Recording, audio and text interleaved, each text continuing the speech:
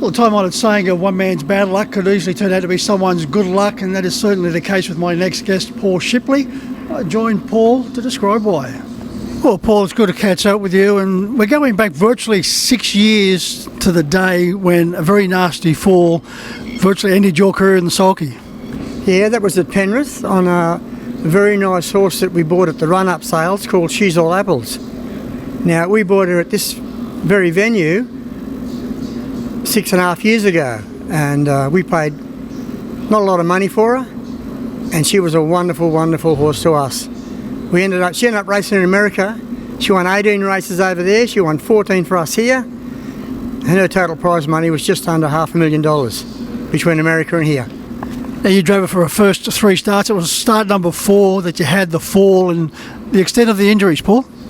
Yeah, well, I broke my leg and I broke my hip and my collarbone, and dislocated some disc in my back. It laid me up on crutches for about 3 months.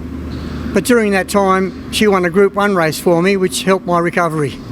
It must have been heartbreaking just the same. No, it was a very good friend of mine I gave it to, David Thorne. And the Thorne people are very professional and wonderful family friends of ours. And I think I had a better time with her having her than my wife and myself had her. We bought her at the yearling sales. Because when you got a horse like that, and the more people that can enjoy it, the better it is. That association with David goes back to his father, Ian. Yeah, Ian was a mentor for me for many years. He came out from Agnes Banks to live here at Menangle. And he took me under his wing and he showed me, even though I started in the sport in the mid-80s, Ian took me under his wing and taught me a few very well-earned lessons. That I haven't got any trotting background. So Ian and a fellow called Norm Wallen were very instrumental in helping me in the early days. Yeah, your background is in greyhound racing. Yeah, my wife and myself had a few greyhounds and we had a lot of success. But we gave the game away and I concentrated on working and buying the property where we are just down the road from here. And we just thought, well, maybe we might take on these horses. You know, I always had a love of horses. Always used to go to Harold Park and watch all the old Binskins and Laurie Moles and all them. I thought, we'll do it ourselves. And sure enough, I went and seen the authority and Ronnie Bottles helped me out and I got a licence and away I went. And I've been lucky enough to win in my long career by only train horses for my wife and myself. We only have one in work and I've won 50 races. And you breed most of your horses too? We breed 99% of the horses. She's All Apples we bought at the yearling sales, and another little horse we bought at the yearling sales, and we won a lot of races with both of them, but we breed our own. I've been lucky enough to win a few breeding bonuses and the sport's been wonderful for us. What was it about She's All Apples that attracted you to her? Well, she was a beautiful little horse with a marvellous recovery rate. I went down and had a look at her after she trialled, and she wouldn't blow a candle out.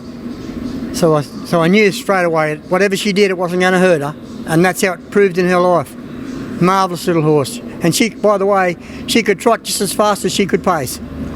And what David Thorne's persistence certainly paid off. She ended up winning 27 races, 28 placings, over $350,000 in prize money. And the combination with David and also Jimmy Douglas, what a success. Yes. I didn't know Jimmy Douglas, but Ian introduced me to him when I was early days, and we stuck solid. And I know, he drove the horse every time.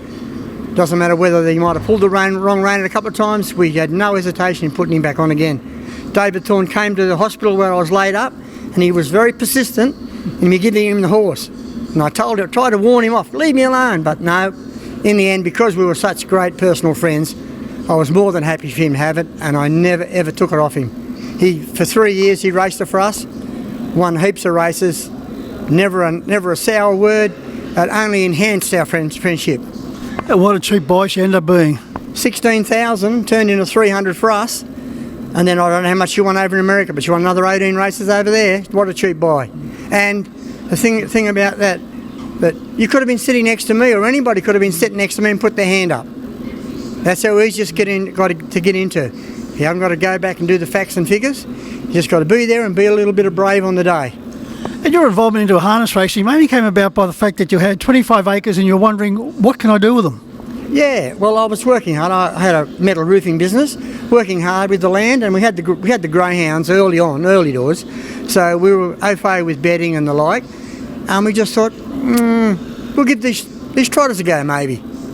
So away we went, and I've had no family history in trotting, not at all. A good neighbour of mine, Norm Warland, he had a boy going to school with my son, and he came around and taught me the basics about gearing the horse up, and he taught me how to shoe. I shoe my own horses, and away I went. And then we've been independent ever since.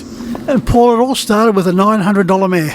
A $900 mare, and we won with her at Bulleye at 33-1, old Velvet Brown.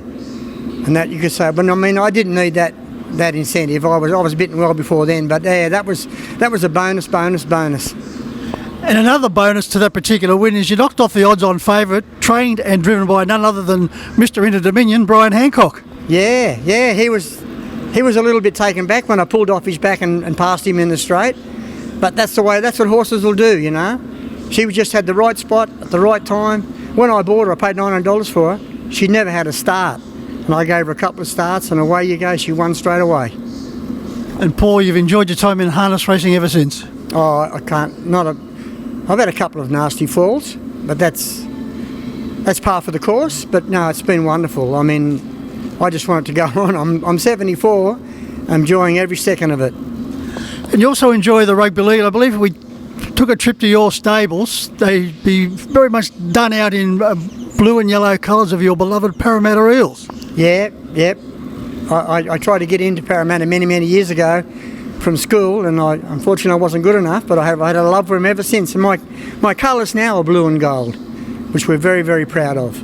And what position are we looking at as far as your career was concerned, Paul? Oh, halfback. I was halfback at school for the Patrician brothers and played well, but I wouldn't have these lovely features today if I carried on. So I'm more than happy with what has happened to me in the trotting game. Well, it's good to see you up and about for starters, and still reminiscing with fond memories about She's All Apples, who gave us many wonderful moments, and good luck with your beloved Parramatta Eels. No problem. I've got a runner today, so the story continues.